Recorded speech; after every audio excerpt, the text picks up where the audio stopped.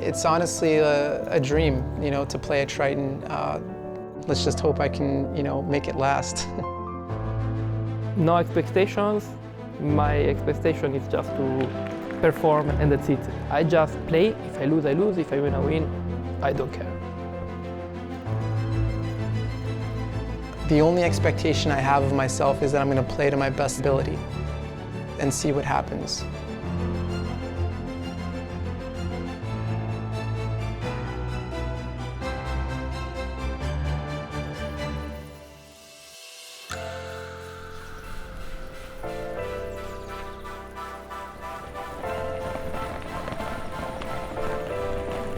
I'm Christopher George. I'm 37 and I'm from Croton-on-Hudson, New York, a small town outside of the city. I won a package through ACR for $110,000, and that included buy-ins to Triton Series events. When I was really young, my dad, he taught me how to play 5-card draw. Occasionally he would rig the deck and deal me like a royal flush. And then I would like look at my hand and be like, oh my God, I have a royal flush. And he'd just be like, yeah. And then he'd show his royal flush. And I'd be like, oh, okay, yeah, you're rigging the deck. I've always been competitive with everything I've ever done. I can't just take something lightly. I want to be the best at it. I want to like compete at it. And so I looked at every single book I could find. I read every article. I looked at every video, and I really tried to immerse myself in the strategy of the game. And that's kind of where playing for a living started to come to fruition. I've played a range of stakes throughout my career. My average buy-in goes from anywhere from $50 to $1,000, depending on how much I want to gamble. When I was first getting into online poker, I couldn't afford a laptop. I couldn't afford a computer, so I had to borrow an old friend's laptop, and it was like falling apart, right? Like this was like one of the first laptops ever invented. And so I had to use that and steal our neighbor's Wi-Fi because we couldn't afford internet. So I was playing these free rolls at, you know, midnight because I knew they would run then, in the corner sitting on a box with this laptop trying to like register this free roll before everyone else did so that I could play for 4 or 5 hours in the night. It wasn't always easy to like make poker work.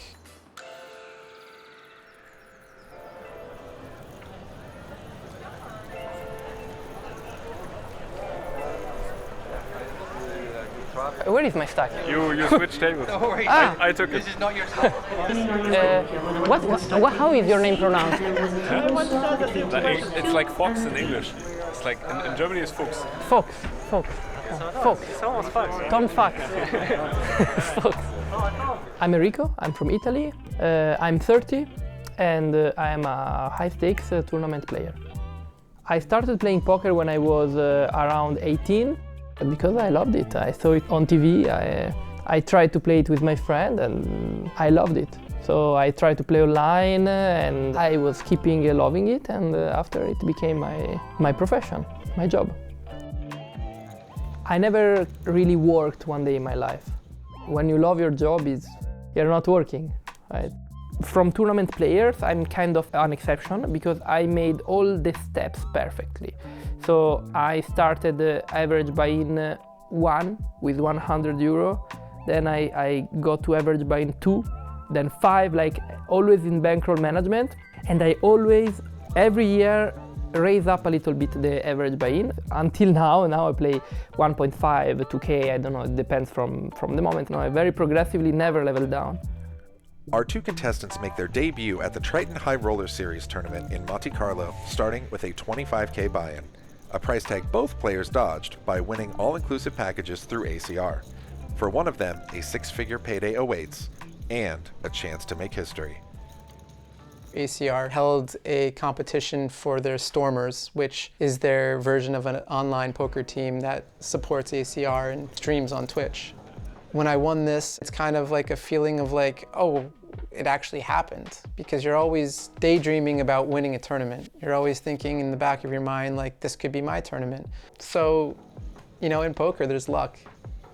I was playing a normal online session and there was this satellite and I just played it and I busted the first try, then I max late racked because there was a bit of overlay and luckily I won it.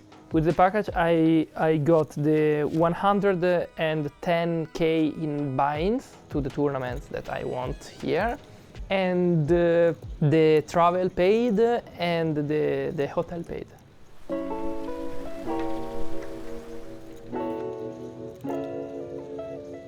So today's the WPT Ultimate Slam 25k buy-in. I'm feeling ready. It's going to be against some of the best players in the world, but I'm ready to play against them. They don't know what I've been up to, but I know what they've been up to. And so it feels like I have a little bit of a underdog mentality right now that I want to prove myself and get back into the high stakes games and play against these guys. I've had friendships with some of them in the Triton series as well. And so to just see people again, it's pretty cool, since obviously if someone has a lot of success and you don't really match that success, you're not going to be hanging out with them as much.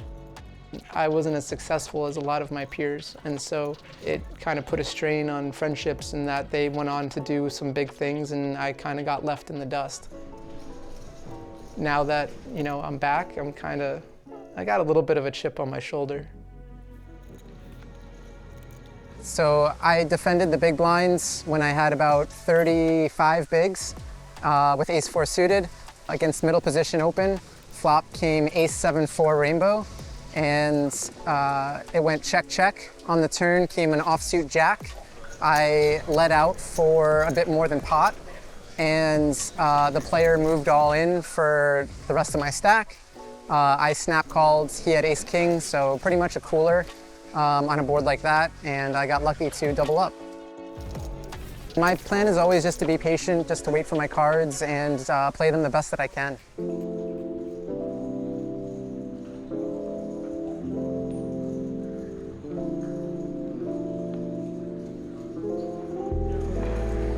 We're getting more shallow. I'm on 30 or 40 big blinds a lot of the time, and so I'm incentivized to go all in a lot of spots. So as long as I feel comfortable going all in and I keep, you know, either chopping or winning, then that's the plan. Got all in with ace-king versus ace-king against Steven Chidwick. The action was kind of a little goofy because I didn't see that the big blind was still in the hand. And so when Steven had 3-bet me, I announced all in thinking it was my turn before the big blind, but the big blind said raise at the same time as I said all in. All in. 80? No, 1 second. Oh, I'm sorry. Fuck. Lord, it's his turn, but in the same time he said 80 and he said all in the same time. Yeah, it was in his turn, so 80 goal. Yes, but it was in the same time, 80 all in. All in. So all in. Yeah. So his raise stood and I went all in, and then Steven went all in.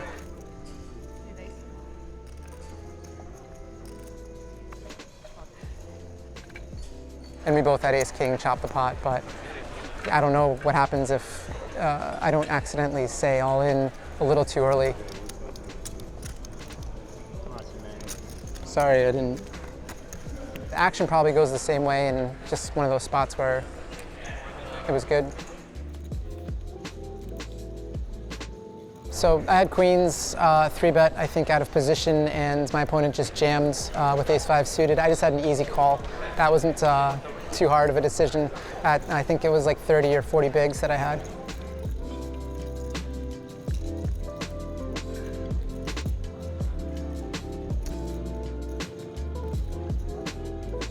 So I have 7-6 suited in the hijack, and I open to 20,000 at 5-10. I have about 80 big blinds, and I think my opponent, Tan Xuan, has roughly 60 to 70 big blinds. So he defends his big blinds.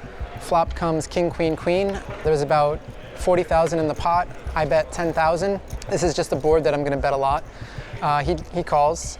After thinking for a little while, I was wondering if maybe he was thinking about raising, but I felt like it could have gone either way. Turn was a brick, and then I decided to bet again with my hand, 45K into about 60K. 10 didn't really think that much longer than previous decision and called. And river was an offsuit 10. So I decided at this point, I have the bottom part of my range. I need to be betting big if I'm going to represent something strong. And so I bet 175K into roughly 150K. And I feel like it was just one of those spots where I had the right hand, but just picked the wrong moments. Tanchuan then jammed on me, and obviously I folded very quickly. But I felt like even if I had a really strong hand there, it would have been a tough decision if he jammed. I think that one of the toughest things in a field like this is finding those bluffs and following through with your intuition that it's a good combination to be bluffing. I mean, obviously, you can't be backing out of a bluff. If you're betting the turn in that spot, you're often going to follow through with a lot of river bluffs. But I do feel, comfortable with taking the spot that I thought was a bluff.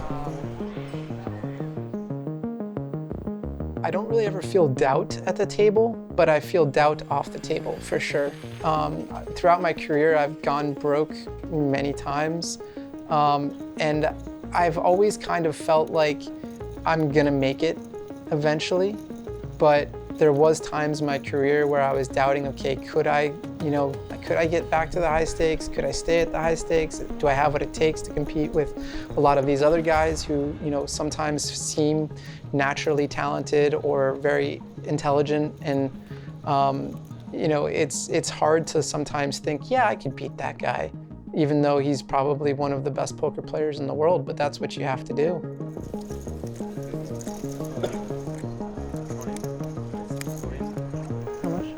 I think that's a big pet peeve of mine too in poker, is that oftentimes people are kind of judged on their merits.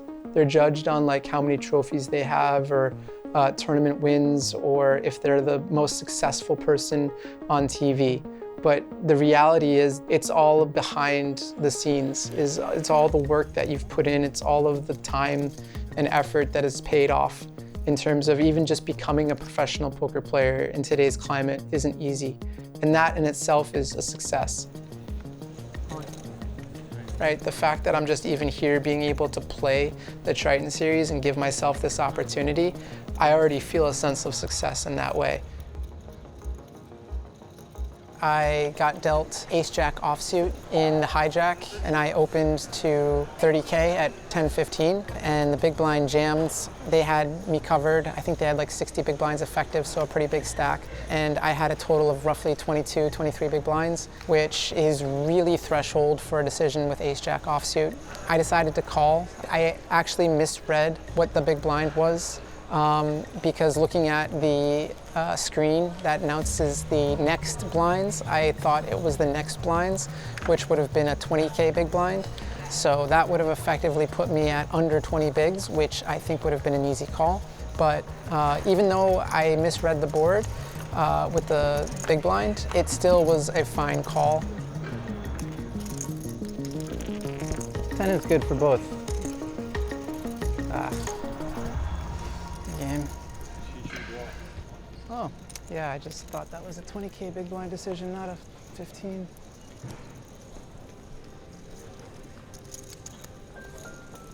I'm probably gonna look it up on my phone just to reassure myself if I made the right play or not. Fuck. Jam in the big blinds. Let's see what the range looks like. Ace-jack offsuit is indifferent. So literally a 0 EV spot.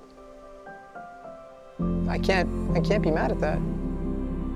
When you start out with nothing, it's obviously a different grind than when you're given money, or you start out with like making money from a job. I would bust bankrolls over and over again trying to make it work, knowing that, if I bust this next $20, I don't know if I'm gonna redeposit again. They might fire me at Blockbuster, I don't know. So now that I'm back in a position to play these high stakes, I feel like I'm more mature, and I feel like I'm ready for what's about to come, and I'm excited to see if I can compete again. Having sold half his action, Christopher walks away far from empty-handed. But let's catch up with Enrico Camosci as he takes a seat at the final table. WPT Global Ultimate Slam has seen 170 entries. We are down to a final table of 9. They're going to compete for $941,000, the title, and these beautiful trophies. It's my pleasure to introduce you to them.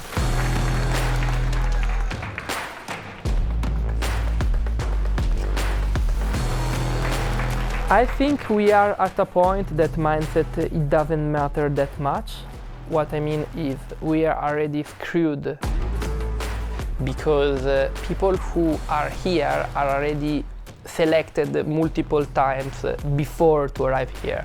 So at this point, mindset is really something that people who are here, they are all mindset strong.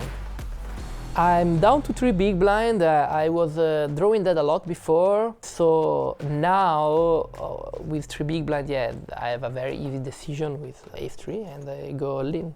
Nice spot here for Enrico. 3 blinds, he's the button, he's got an ace. Looks like he just goes for a jam.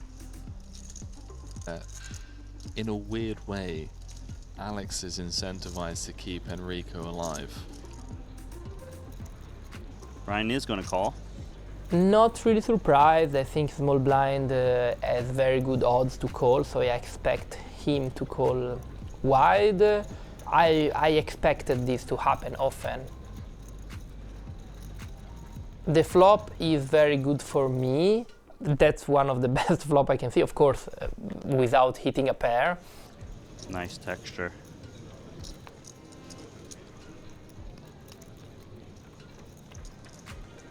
Checks through. Oh, bad turn card. And yeah, the turn, I hate it. I really hate it. Enrico's just thinking, please, no one bet. Because that means someone's paired. I hope, like, please a 4. And a 4, it counts. Oh! That looks like a 4. 4-ball corner pocket. Enrico rivers the wheel.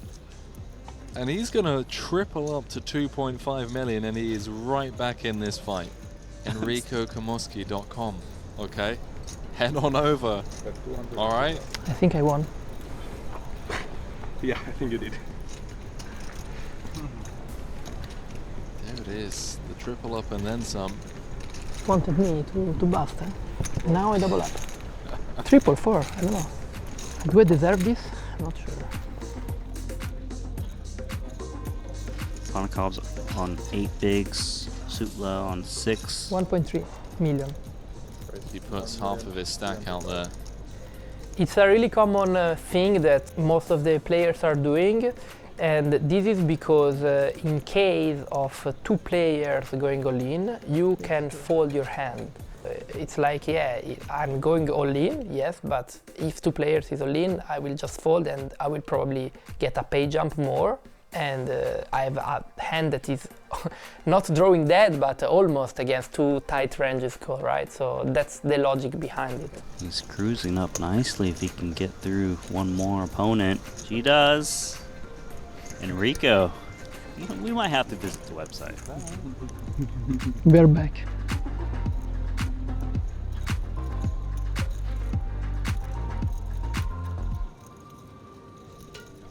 On the button would be opening into the chip leader. 16. And he does size up into Alex's big blind. Enrico, what timing is this for 2 kings? So of course here I go all in with kings, nothing else I can do with 7 big blind. This is nice. Even picks up like a little bit extra due to the size up on the button. It's a very tough spot for him because he's opening tight, he's opening on chip leader, and he knows that I'm not jamming bluff here, I'm jamming a very tight range. There is also some other short at the table and he's opening on the chip leader, so his opening range is pretty tight here. He's having trouble in calling with king jack. Yeah, I'm not surprised. Like, there's just so many hands you're kind of like flipping against. Pocket 7s pairs. through 10s. 5.7 out there. Ace, 5 deuce, 2 spades. 3 maybe, it's fine. Like this, It's the a only possible one chop. with a spade in hand. Oh. Queen does draw him live. Here you can see me pretending to take my microphone off, but of course I'm in a very good shape. It's a joke. Wait, is Enrico going for the reverse jinx? Well, it's going to work. Did you break the Holds with the microphone? 10s. Sorry, the kings rather. Don't know how to put it back. He doesn't know how to put it back on. Enrico's got jokes, man. I love this guy. I hope it's Someone fine. can come and help you, maybe. I'm a fan. He did it while he was massively ahead.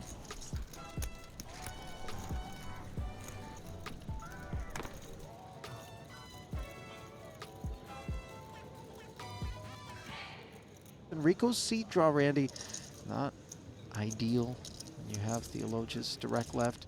It's the worst setup ever. But once you enter the pot, considering that you already have tight opening ranges, then you can easily fight back. If to fight back, you are risking your life tournament often. So it's not really comfortable situation, but we can afford it. Camosci, suited jack, you just see him relentless. I think Alex at this point is second in stack, so he's feeling a very, very, very high ICM pressure. So I can play against him 100% of my combos. So I will open jam everything that has a little bit of equity against call, but even worse, like any blockers, and I just raise my very top range and my very worst range. I'm raise calling the top and the bottom, and I'm jamming everything that is in the middle. I call. Calls. Wow. Big call. And correct. This is his bottom call. Yeah, this call is correct. I would have called as well in his shoes, but it's his bottom call. Let's make it flush. See, flop coming. Deuce 6, king high. Like a straight draw and flush draw. You can hit the flush draw. Three of diamond. Oh, I'll take a 6. One more is chance. Very nice. Spades or normal? 6 of spades is top anyway. Hell. How much? Theologia's fades, holds, and doubles. Back to table captain.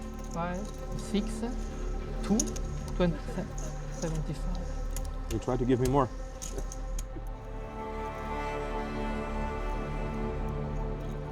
A couple of question marks generally indicate it is mystery hand time. Enrico opens to 1.7 million. I have 10-8 here with this deepness and with this pressure. I think it's not a hand that I raise that often, but I decided to raise. I think I raised something like 10% of the times or stuff like that. This is north of 3x. I go pretty big with my deepness because I want to disincentivize him to call since he's not feeling that much pressure. That's why I raised more than 3x in this scenario. Call.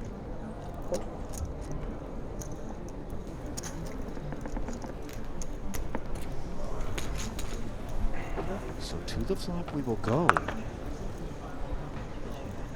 That flop is queen high, giving Theologia's top pair 3.9 in the middle.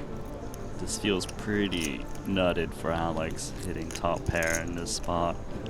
The flop is not that great. A good strategy here is just to go polar because I need a lot of equity to go broke considering ICM. The board is pretty dangerous, so if I have a good hand, I want to start using a big size.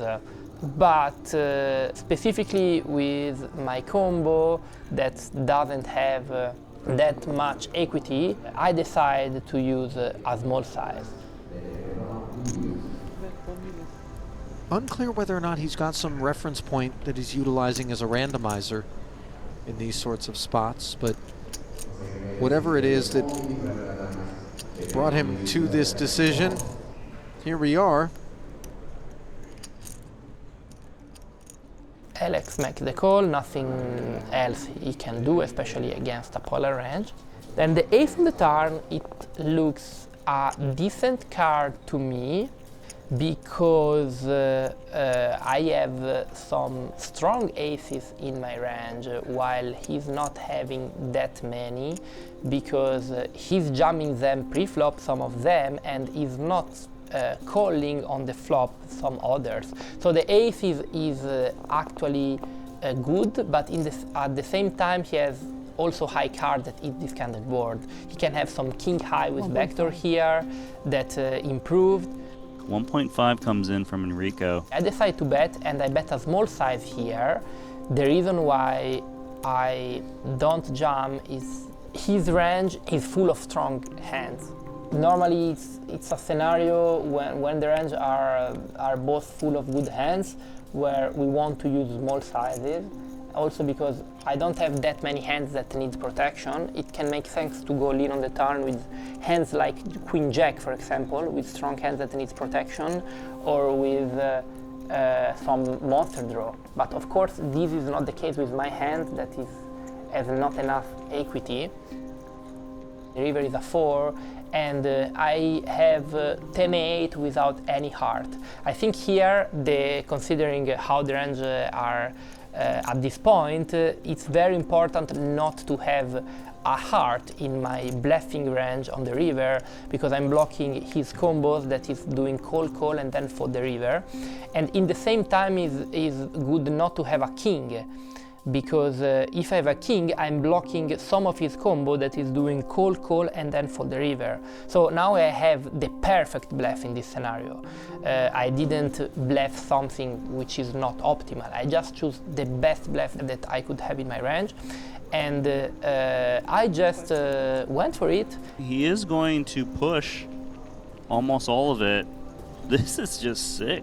And I kept myself a little bit behind, because this is something that I always do both when I have value and I have bluff, because with big blind ante it will be easy to have a comeback.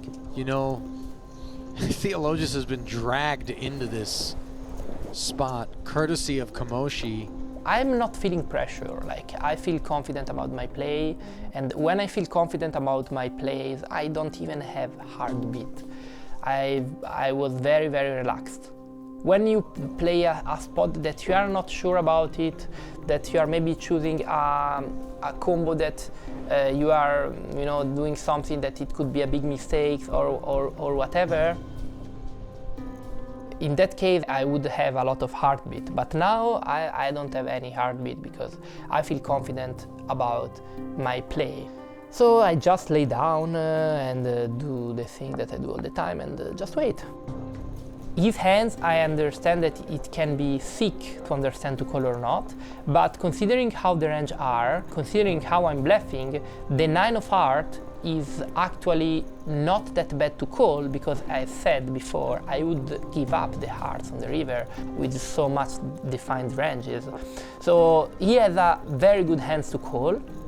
9 is making him think and overthink a lot. He's sick enough to have a bluff in the spot too. Yeah, of course. That's what makes it so tough for Theologus to click muck. What makes sense? Does the story add up?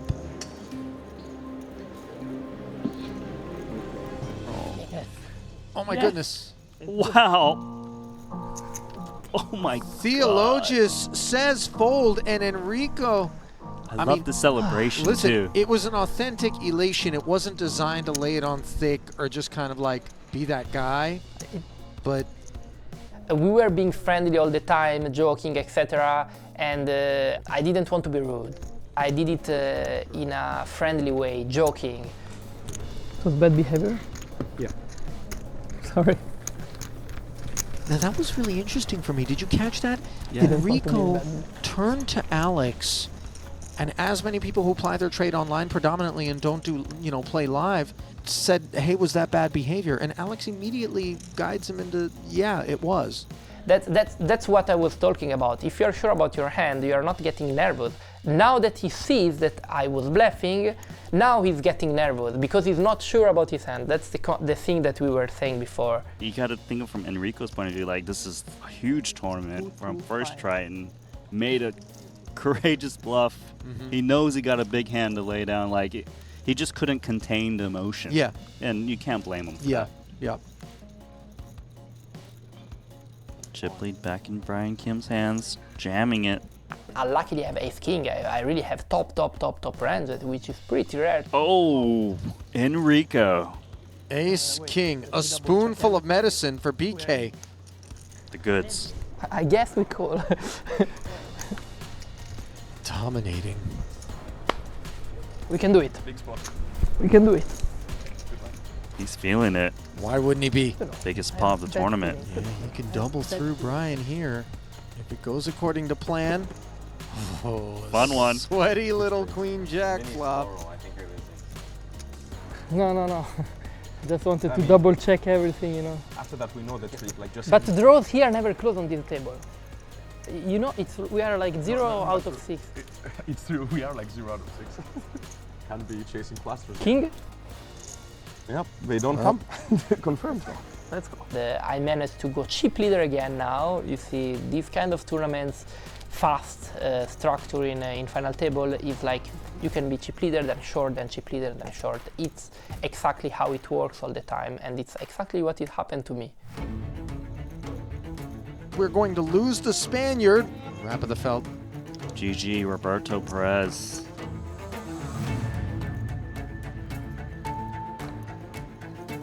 Lo just needing to find a spade and turns a three-way battle into a heads-up one.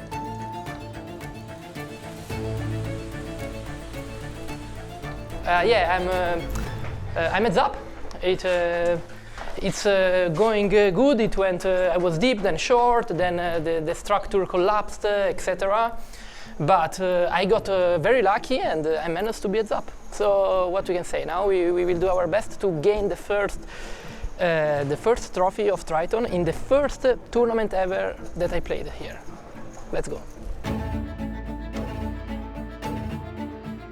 There really isn't much of any maneuverability at this point. You're going to have to find a hand and get some chips in. At this stack depth, it's just the cards play itself and look for good fortune and shove properly.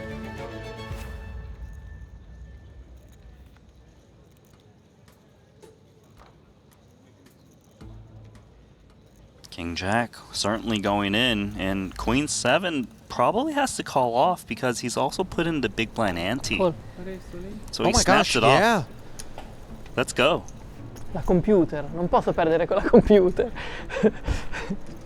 Computer hand. If he can hold 65-35. Camosci. Wearing a smile, but gotta be a little bit nervous. 10-9-6 board does give him the immediate paths of a 7 or an 8. Kim could have iced things with a queen. One to come. And Brian Kim GG. hangs on to earn his first ever Triton title. The dream is over.